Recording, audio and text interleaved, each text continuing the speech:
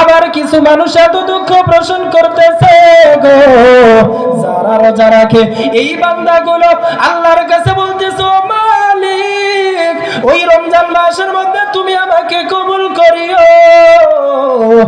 প্রতি বছর যেই রকম ভাবে 30 দিন রোজা রাখি, সামনে রমজান মাস ছায়াপাত করতেছে রে আল্লাহ, ওই রমজান মাসে আমি অধমকে কবুল করিও।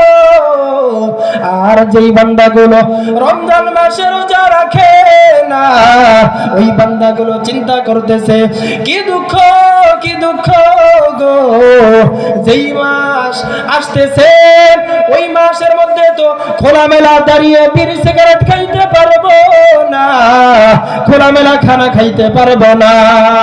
ওই বান্দাগুলো চিন্তা করে আর ভাবে, কি মাস আসতেছে। ওরে আল্লাহর বান্দা, চিন্তা করে দেখো এই রমজান মাস আল্লাহ তাআলা কি জন্য রাখছেন। রমজান মাস আল্লাহ এই জন্য রাখছেন যাতে বান্দা তাকওয়াবান হয়, যাতে বান্দা তাকওয়ার মালা গলায় লাগায়া মাওলার দিকে মুতাওয়াজ্জিহ হয়। আল্লাহু আকবার।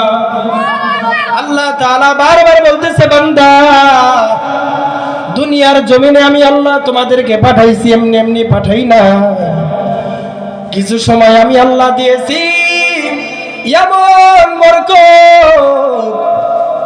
ফাঁকে ফাঁকে যেই সময়গুলো আছে ওই সময়গুলো তোমরা চলতে ফিরতে যেই সমস্ত গুনার কাজের মধ্যে লিপ্ত হও, শয়তানকে আমি আল্লাহ সারিয়া দেই। আর এই রমজান মাসে আমি আল্লাহ ওই শয়তান, লানতপ্রাপ্ত শয়তানকে শিকল দ্বারা আটকায় রাখি, যাতে বান্দা ও বান্দি, যাতে তোমাদের কোনো কষ্ট না হয়।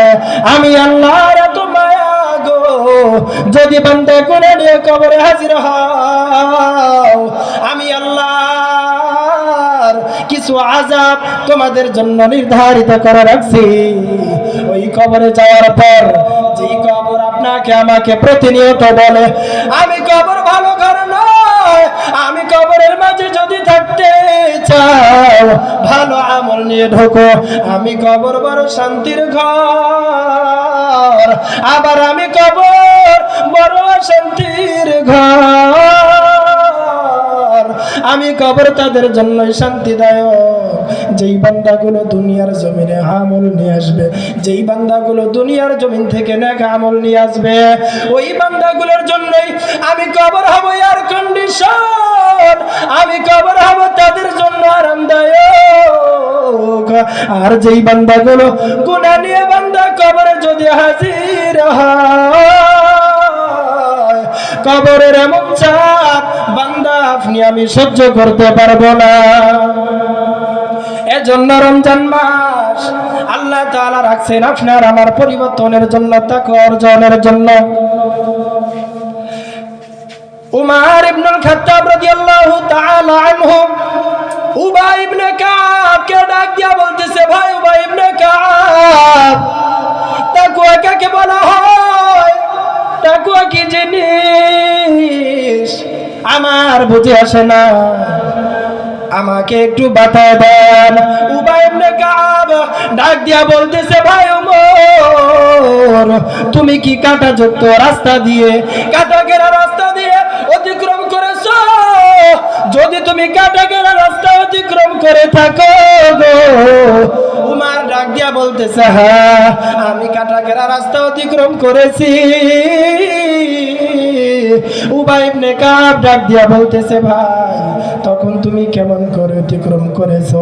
উমর ডাক দিয়া বলতেছে, আমি এত সতর্কতার সহিত অতিক্রম করেছি, এত সতর্কতার সহিত, যেই সতর্কতা ভাবে অতিক্রম করেছি, আমি চিন্তা করেছি এই যে কাঁটাযুক্ত রাস্তা, ভয়ঙ্কর রাস্তা, এই রাস্তা দিয়ে যদি আমি পার হই, সতর্কতা যদি অবলম্বন না করি,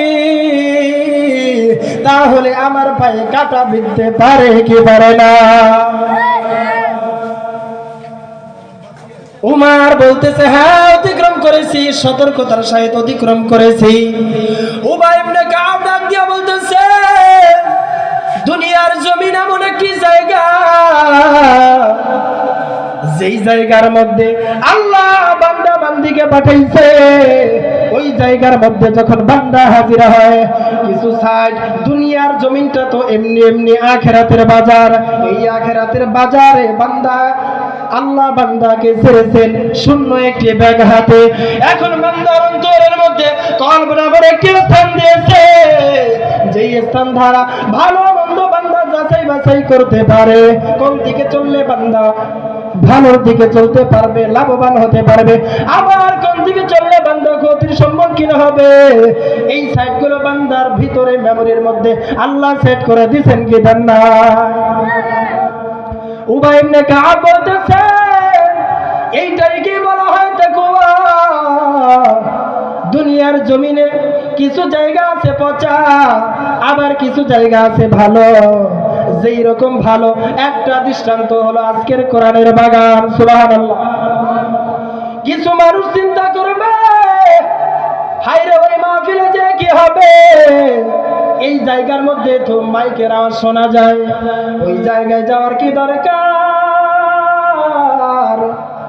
ওখানে যাওয়ার দরকার নাই, আমার ওখানে যাওয়ার দরকার নাই।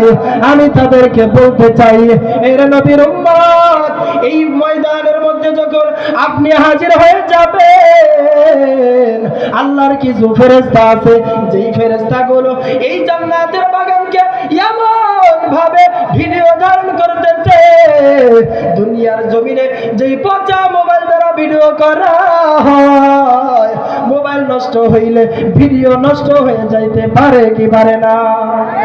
আল্লাহ এমন ক্যামেরা দ্বারা, এমন মেমোরি দ্বারা সেভ করাইতেছে, রেকর্ড করাইতেছে, যেই মেমোরি, যেই ক্যামেরা, যেই ভিডিও ফুটেজ কিয়ামত পর্যন্ত নষ্ট হবে না।